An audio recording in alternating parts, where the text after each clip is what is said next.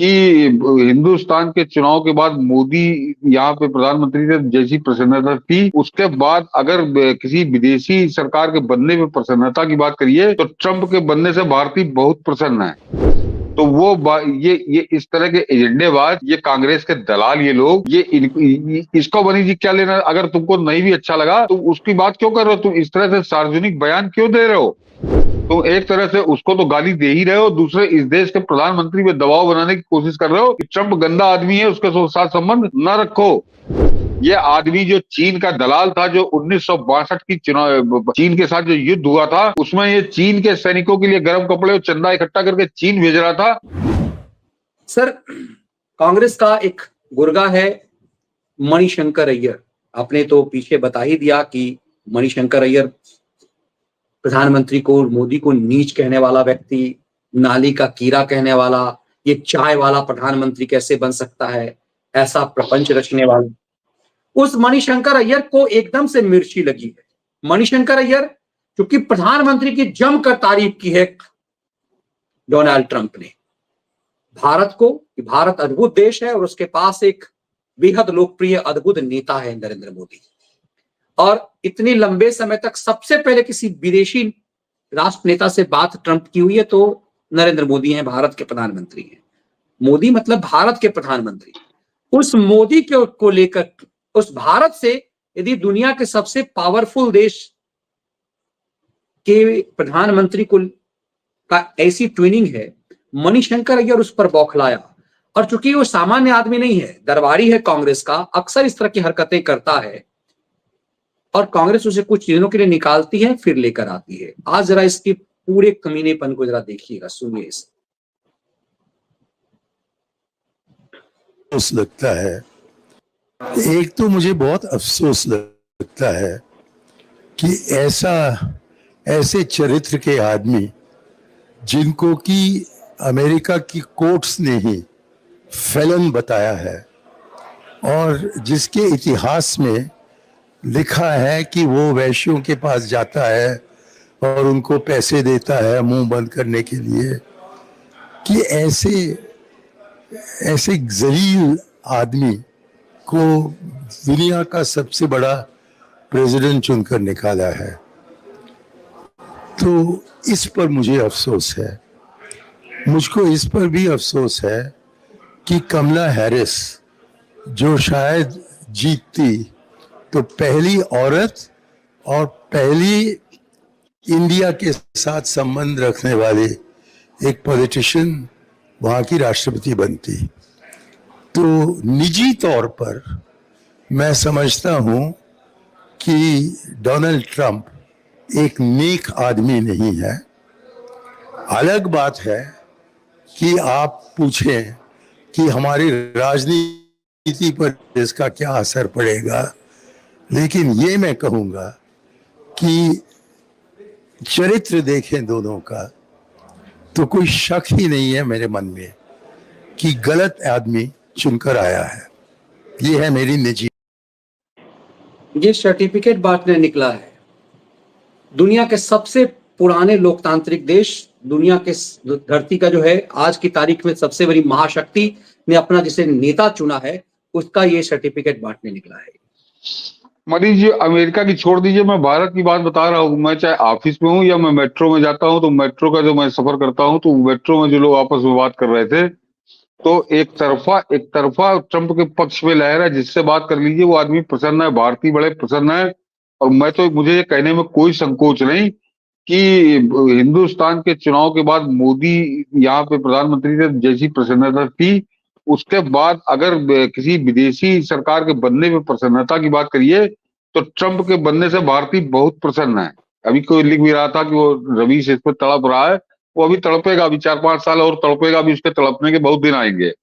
तो ये इस तरह के एजेंडेबाज, ये कांग्रेस के दलाल, ये लोग, इसको बनी जी क्या लेना। अगर तुमको नहीं भी अच्छा लगा तो उसकी बात क्यों कर रहे हो? तुम इस तरह से सार्वजनिक बयान क्यों दे रहे हो? तो तुम एक तरह से भारत और अमेरिका के जो संबंध आगे अच्छे होने हैं, जिसकी उम्मीद है, उसमें तुम अभी से पलीता लगाने में जुटे हो। तुम एक तरह से उसको तो गाली दे ही रहे हो, दूसरे इस देश के प्रधानमंत्री पे दबाव बनाने की कोशिश कर रहे हो कि ट्रंप गंदा आदमी है, उसके साथ संबंध न रखो। तो ये आदमी अपना जरा मुंह बंद रखो। तुम अगर तुम्हारे मुंह से जब निकलोगे तब वो इसी इसी तरह का मलमूत्र अगर निकलता है तो जरा इसको अपने मुंह में चेन लगवा लेनी चाहिए, मुंह पे ताला लगवा लेना चाहिए, क्योंकि ये जब बोलता है तब इसी तरह की बातें करता है। ये भारत के प्रधानमंत्री के बारे में बात करता है तब उलूल जुलूल ये बकता है। आज ये अमेरिका से इसका क्या लेना देना। ये आदमी जो चीन का दलाल था, जो 1962 की चुनाव चीन के साथ जो युद्ध हुआ था उसमें ये चीन के सैनिकों के लिए गर्म कपड़े और चंदा इकट्ठा करके चीन भेज रहा था। यानी भारत के सैनिक जो मरे हैं उसमें करीब 3,500, उन 3,500 सैनिकों के हत्यारों की ये मदद कर रहा था जिस समय इंग्लैंड में पढ़ता था। तो ये आदमी अपने उस चरित्र को आज तक नहीं भूला ये। और वो ये आदमी जो बाद में लोग बताते हैं कांग्रेसी बड़े की ये तो फॉरेन सर्विस में था। फॉरेन सर्विस में क्यों, नेहरू की करतूत थी ये, नेहरू के कुकर में थे जो ये था। अन्यथा उस समय की भी जो इंटेलिजेंस एजेंसियां थी उन्होंने इसके सिलेक्शन को रिजेक्ट कर दिया था कि ये आदमी संदिग्ध पृष्ठभूमि का है, इसका आचरण भारत विरोधी है, ये कम से कम ब्यूरोक्रेसी में लेने लायक ये नहीं है।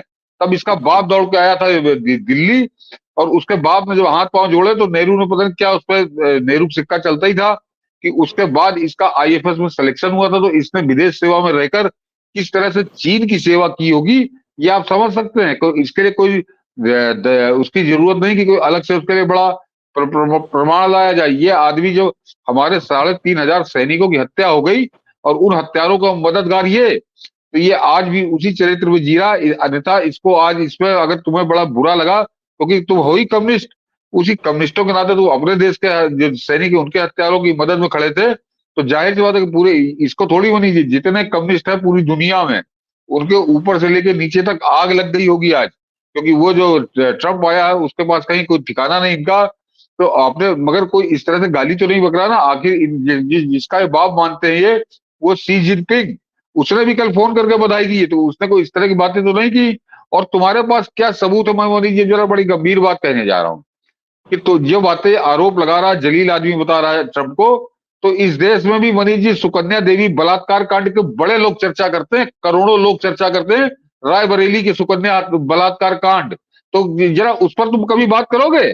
कि जो सुनी सुनाई बातें करते हो तो जरा सुकन्या देवी बलात्कार कांड पे भी बात कर लो एक दिन। और मैं तो हम लोग अपने कार्यक्रम से बार बार कहते हैं कि प्रधानमंत्री मोदी को उस सुकन्या देवी बलात्कार कांड की दोबारा जांच कराना चाहिए कि कौन नेता उसमें शामिल था, कौन नेता उसका जिम्मेदार था और कौन नेता के सुरक्षा गार्ड उसमें शामिल थे। तो दूध का दूध पानी का पानी हो जाएगा। तो ये आदमी जब डोनाल्ड ट्रंप पे कीचड़ उछाल रहा है तो हिंदुस्तानियों को जो है उनको कहना चाहिए कि मणिशंकर अय्यर, जरा सुकन्या देवी बलात्कार कांड रायबरेली का उसका कौन नेता जिम्मेदार था, इसकी जांच जरा हो जाए एक बार। सीबीआई से कराए, एनआईए से कराए, तो वहां पे लोग मिल जाएंगे। वो सुकन्या देवी के घर वाले कहाँ रहते हैं, वो किन हालात में है, वो सुकन्या देवी जिंदा है या मर गई, इसकी जरा एक जांच होनी चाहिए। ये आदमी तो दरबारी है परिवार का। ये पाकिस्तान जाता है तो कहता है कि मोदी हमारा और आपका मतलब पाकिस्तान का और कांग्रेस का समान दुश्मन है। ये आदमी 2014 में कहता है कोई चाय वाला इस देश का प्रधानमंत्री नहीं बन सकता, फिर जब बन जाते हैं नरेंद्र मोदी तो नीच चाय वाला कहा, नीच कहा, जानवर कहा, सब कुछ तो इसने कहा प्रधानमंत्री मोदी नाली को। का ये कीड़ा हमेशा कहा। और जब इसके पाता बाद तब ये भी गाली। परिवार ये कांग्रेस में जुड़ा रहा है। आपको क्या लगता है कि आज जो कुछ भी इसने कहा है क्या ये सोनिया की सुपारी नहीं होगी? कि बिना सोनिया गांधी की सुपारी लिए कोई बयान तो देता नहीं है। बिल्कुल एकदम सही सही जगह पे आपने निशाना साधा है। वह बिना सोनिया की इजाजत के कुछ नहीं बोल सकता। सोनिया खुद गाली नहीं बक रही तो इसको इसको उसने ड्यूटी लगा रखी कि तुम गाली बको। और आज भी जो ये बोला है तो आज ये अपने मन से नहीं बोला है।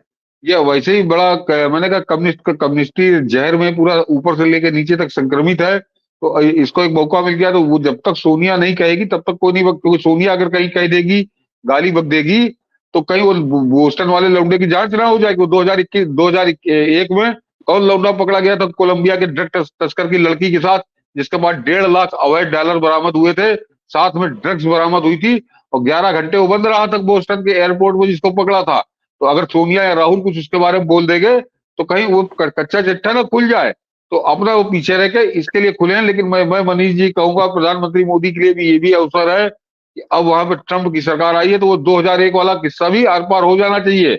यहाँ रायबरेली का सुकन्या देवी बलात्कार हत्याकांड और वो बोस्टन में कौन लौंडा पकड़ा गया था जिसके लिए बड़ी चर्चा है कि उसको जो है प्रधानमंत्री अटल जी ने उस तत्कालीन उन्होंने छुड़वाया था, और उसके छुड़वाने में मनीष जी एक दलाल की बहुत बड़ी भूमिका थी।